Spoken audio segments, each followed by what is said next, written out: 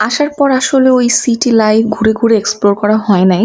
কারণ হচ্ছে সিটির বাসাগুলো একটু ছোট ছোট এবং বাসাগুলো একটু মানে নোংরাই থাকে, কারণ সিটির বাসাগুলো সহজে ভাড়া হয়ে যায়, তো একটার পর একটা ভাড়াটি আসতেই থাকে, তো ওরা বাসা মনে হয় তেমন একটা টেক কেয়ার করে না আর কি।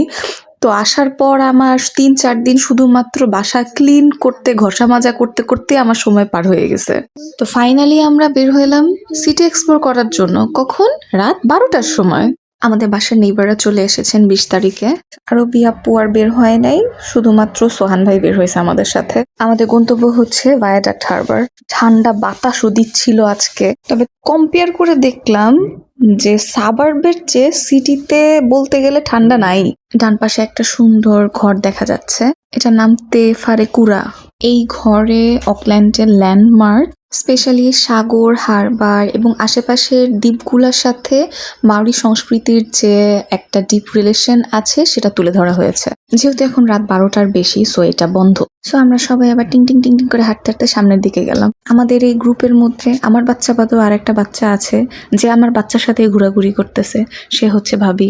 ভায়াডাক্ট হারবারে সবসময় অনেক নামি দামি বিলাসবহুল বড়লোক ইয়াট, বোট এগুলো নোঙ্গর করা থাকে, মানে পার্ক করা থাকে আর কি। এই যে বলছিলাম না আমাদের গ্রুপে আরেকটা পিচ্ছি আছে, এই যে সামনে ২ পিচ্ছি একসঙ্গে হাত ধরে ধরে হাঁটতেছে।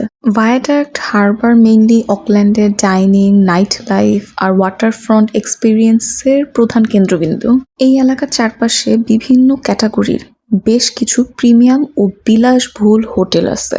রাতের বেলা আসছি তাই বেশি একটা ভালো মতো সবকিছু বোঝা যাচ্ছে না। দিনের বেলা আসলে খুব ভালো মতো বোঝা যেত। ইনশাল্লাহ একদিন দিনের বেলা আসবো এখানে। ভায়াডাক্টের হোটেলগুলোকে মূলত ৩টা মেইন ধারায় ভাগ করা হয়। লাইক 1 আল্ট্রা লাক্সারি 5 স্টার বা রিসোর্ট টাইপ, 2 হচ্ছে লাইফস্টাইল ও ভিন্টেজ বুটিক হোটেল, আর ৩ নম্বর হচ্ছে লং স্টে ও ফ্যামিলি অ্যাপার্টমেন্ট।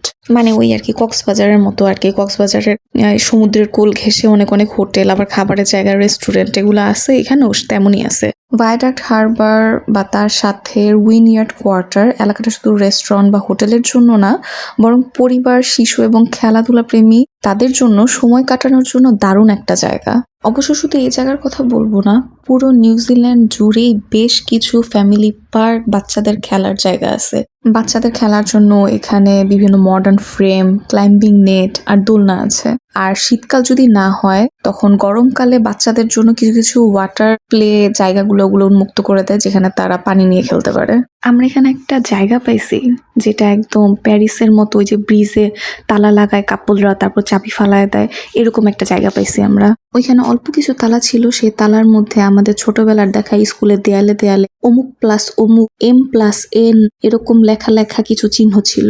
একবার চিন্তা করলাম যে আমরাও J+T দিয়ে একটা তালা ঝুলাই। পরে চিন্তা করলাম না, আমাদের মাঝখানে তো এখন বিস্ময়কর চিহ্ন W চলে আসছে। হ্যাঁ, এটাকে বলে হঠাৎ চিহ্ন। এরপর বাসায় ফেরার পথে আমরা একটু ম্যাকডোনাল্ডসে ঢুকি। বেচারা সোহান ভাই আজকেই ল্যান্ড করছিল, সে বুঝতে পারে নাই যে আমরা রাত ৩টা পর্যন্ত ঘুরবো।